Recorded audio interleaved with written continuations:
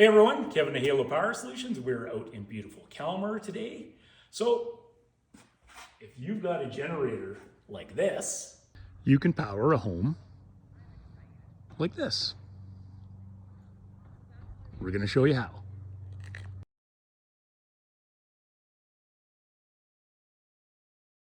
Okay, so our customer has purchased a Champion generator from Costco. Cost on this thing is about $1,500. And this is a great generator. It's got 10,000 watts or 10 kilowatts of running wattage, running power. And it's also got 12.5 kilowatts of starting power. So if you're trying to start a bigger appliance or maybe an AC, this thing will have the juice to do it. This particular generator has quite the array of receptacles on it. It's got a couple of standard 120 volt, 20 amp plugs on it. These are the breakers for them. Then it's got a 30 amp, 120, 240 volt receptacle on it. And then it's got this big 50 amp, 120 volt, 240 volt receptacle on it. So depending what you're powering in your house and what your needs are, you could run your home either off the 30 amp, 120 volt, 240 volt receptacle or the big 50 amp. In this particular application, we have wired this home to run off the 50 amp, 120, 240 volt receptacle. All right, so I got the generator. How do I plug it into my home, you ask? Well, let me show you. Okay, so on the outside of the home, we have plugged in a generator power connection box. Basically a male cord end on a outdoor weatherproof box that we've installed here. So the idea is that when your generator is running, it's going to connect into this box here and then supply power back into the home, into the generator panel. All right, my partner in crime here, Ezra, is going to show you how to connect this generator to your home. You betcha. Plug it in, spin the collar. Righty-tighty, lefty-loosey. There you go. That's good. Doesn't need to be very tight. So now we're connected to the house. And then the other end, we're going to plug into the 50 amp receptacle on this Champion generator, which is that guy right there. Bonsai. Okay, excellent. So now you are connected to the home. So this power connection cord that we have here is a 50 amp rated cord. So gives you lots of opportunity to run quite a bit of power back to your home. You know, most homes have 100 amp service, which is equivalent to about 24,000 watts or 24 kilowatts. So with this generator, you know, you're providing just over 40 amps of power if you need it, 10 kilowatts. So there's a lot you can run in your home. Now what we did in this particular home is we ran power from the mechanical room, which is on the other side of the garage wall, and we did a 3/4 inch EMT conduit run up neatly around the ceiling, drop back down, and popped outside. All right, so Ezra here is going to show you how to start this generator. So we're going to turn it to the on position. Now we've run the generator a couple times here, so it's already nice and warm, so we likely won't need the choke, but if you did need the choke setup, you just flip it over to the choke position. We'll start this thing just in the run position, and this thing's a beauty because it has an automatic start on it, just like your vehicle. So if you want to hit the button there, the red button, just hold it up. All right, now these Champion generators are great, but they're loud. It's a beautiful sound because if the power goes out, who cares if they're loud? You're the only one with lights on in your house. Now right now, we've got the generator connected to the home, but until we flip this breaker right here, it's not going to deliver any power to the house. All right, we are down in the mechanical room, and I have to say, this is one of the nicer mechanical rooms I've been in. Very neat and tidy. So this home has a 100 amp service, so it's got a Siemens 100 amp panel. And originally all the circuits that were in the home are obviously in the original 100 amp panel. So what we've done is we've installed a Eaton generator panel. Now from the outside it looks like a sub panel, but let me open the door and show you. So this is the most important thing with the generator panel. These two breakers right here.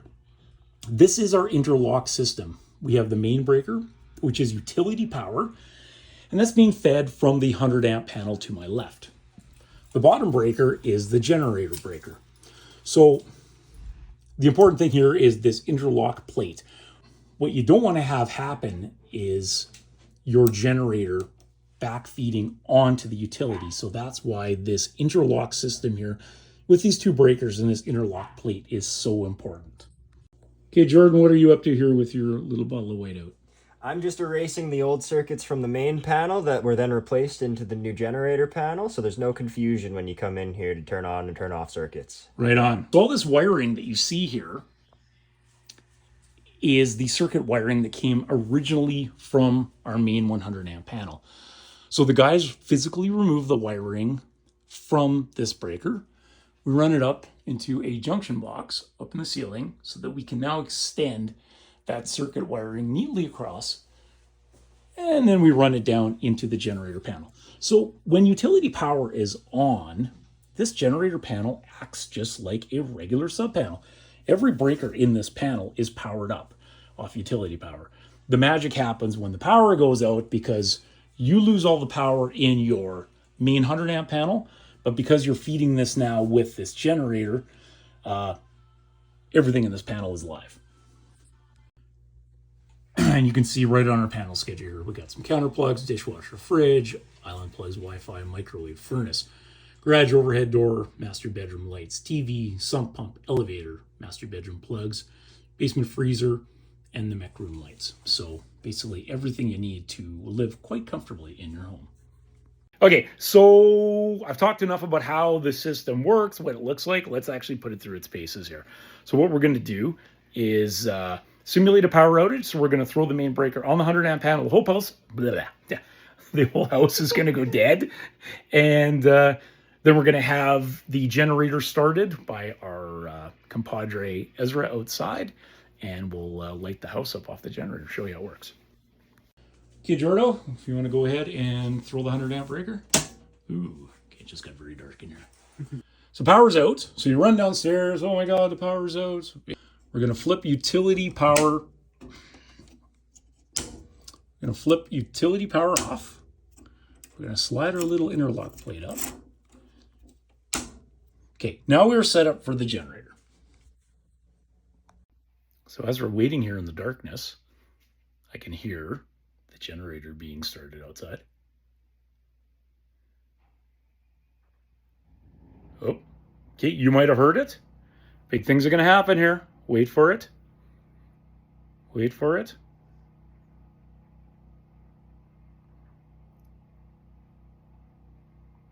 Does he know to flip the circuit breaker? I don't know if he knows he's got to flip the breaker on. Yeah, maybe give him a quick call. You want to hold the light for a minute? Yeah, sure. You could just look at me and Shannon kissing. All right. So as we're waiting here in the darkness. Oh, there we go. All right. So took a minute for our man outside to realize he had to flip the breaker on the generator. But that's how easy it is. You just flip a few switches down here, fire up your Jenny, plug it in, flip a few switches out there, and you are powered up. So let's say utility power comes back on. Hang on a sec here. All right, so we've been sitting for a couple hours because there was a storm of the century and we have no power. And all of a sudden, magically, boom, the house comes back to life. And the reason you'll know is because everything that's not on the generator panel is going to power up. So now we'll go back over here. We know that we're on utility power.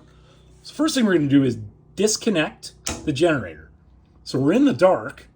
And the reason we're in the dark is because this mechanical room is fed off the generator panel. Now we're going to turn utility power back on our generator panel. And there you go. Everything is back to life as normal. Generator's still running outside, but we're going to go outside and shut her down. All right, so we have turned utility power back on in the house. And we're just going to go and shut our generator down.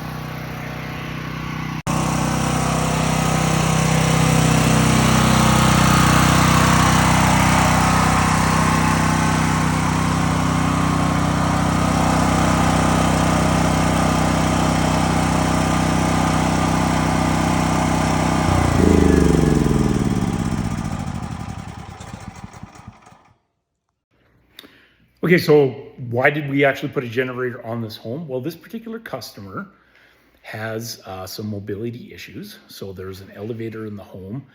There's a medical bed. So there's some very good reasons why backup power is so important. Not to mention, we've also got the fridge on, we've got the sump pump, we've got the microwave, we've got some counter plugs. We make sure the furnace works, TV, Wi-Fi, all the essentials that you would want to have in your home, but also the important things like the elevator and medical bed. And we also made sure that the garage door opener works so that if power goes out, you can still hit the button and get out of your garage. Okay, so if you are interested in getting a setup like this in your home so that you can provide power, keep your family safe, keep everything working in the home, and just give you that peace of mind that if the crap hits the fan, you know, you're in good shape. Give us a call at Halo Power Solutions. We'd be happy to come out, give you a complimentary quote, explain how the system works, and talk with you about what would be the best generator setup for your home. Till next time, I'm Kevin with Halo Power Solutions, where every day we're bringing power for life.